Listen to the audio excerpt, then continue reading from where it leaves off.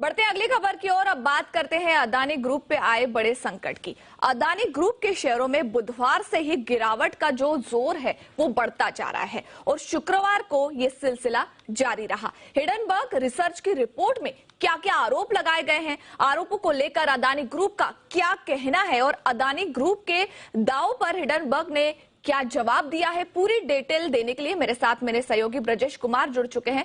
ब्रजेश, हम देख रहे हैं बुधवार से हिडनबर्ग की रिपोर्ट के बाद अदानी के सारे शेयरों में बड़ी गिरावट देखी गई है और सिलसिला जो है वो जारी है। आखिर इस रिपोर्ट में क्या क्या डिटेल दी गई है और इस पर अदानी का क्या कहना है, पूरी डिटेल दीजिए। ने करीब 88 सवाल पूछे थे, 88 सवाल पूछे थे हिंडनबर्ग ने, और उन 88 सवालों में अगर मोटे तौर पर देखें तो 5 आरोप जो है वो काफी गंभीर निकलते हैं।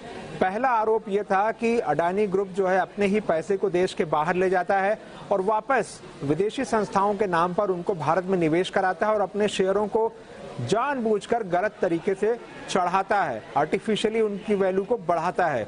दूसरा जो आरोप था कि शेयर के भाव चढ़ाने के लिए ये जो बाजार के कुख्यात ऑपरेटर हैं उनकी मदद लेता है, जिनके खिलाफ पहले ही रेगुलेटर्स कार्रवाई कर चुके हैं। तीसरा आरोप यह था कि गलत तरीके से पैसा देश के बाहर अडानी ग्रुप से जाता है और ये अपनी कंपनियों की जो वैल्यू, अपनी कंपनियों की जो कामकाज है उसको बढ़ा चढ़ाकर दिखाते हैं। उनकी जो बैलेंस शीट के या जो दूसरे नंबर्स हैं टर्नओवर के, उनको इन्फ्लेट करके दिखाते हैं। ये आरोप लगाया। ये भी आरोप लगाया कि अडानी परिवार में जो लोग अहम भूमिका में हैं वो कभी घोटालों में शामिल रहे हैं, जैसे कि एक डायमंड से जुड़ा एक घोटाला था, इसके अलावा कस्टम ड्यूटी चोरी का मामला था।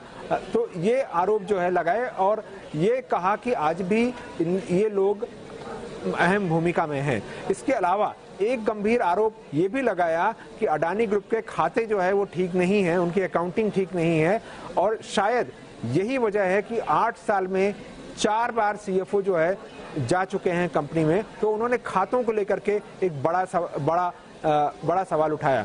अब इसके बाद अडानी ग्रुप की तरफ से ये सफाई आई कि ये जो रिपोर्ट निकाली गई है, रिपोर्ट निकालने वाली आधारहीन रिपोर्ट निकाली गई है और जो रिपोर्ट जिन्होंने निकाली है उनकी नीयत ठीक नहीं है। वो अडानी एंटरप्राइजेज का जो 20,000 करोड़ का एफपीओ आने वाला है, उस एफपीओ की पूरी प्रक्रिया में अड़ंगा लगाना चाहते हैं, इसलिए जो है लोग इस तरह की रिपोर्ट निकाल रहे हैं। इसके जवाब में हिंडनबर्ग ने ये कहा कि अगर अडानी ग्रुप अमेरिका में आकर के केस फाइल करता है तो वो उसका स्वागत करेंगे, क्योंकि अगर अमेरिका में केस फाइल होगा तो उन्हें जो बहुत सारे दस्तावेज जो वो नहीं मिल पा रहे हैं उनको, वो लीगल प्रोसेस के जरिए जब अमेरिका में केस शुरू होगा तो वो उन्हें मिल जाएंगे। इसके बाद अडानी ग्रुप ने एक और इन्वेस्टर प्रेजेंटेशन निकाला, जो ग्रुप की कंपनियां उन्होंने निकाला, और उसमें जो अडानी एंटरप्राइजेज जो सबसे प्रमुख कंपनी है उसकी तरफ से जो है वो सिलसिलेवार जवाब देने की कोशिश की गई।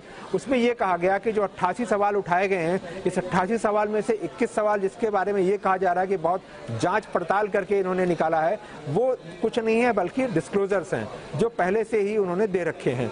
ये भी कहा गया कि जो इनकी जो 9 लिस्टेड कंपनियां हैं उसमें से 6 में से बड़ी ऑडिट फर्म्स हैं जो ऑडिट कर रही हैं। यह आरोप लगाया था कि कुछ कंपनी में बहुत ही छोटे ऑडिटर्स अपॉइंट कर रखे हैं जिनकी इतनी क्षमता नहीं कि इतनी बड़ी ऑडिट कर पाएं।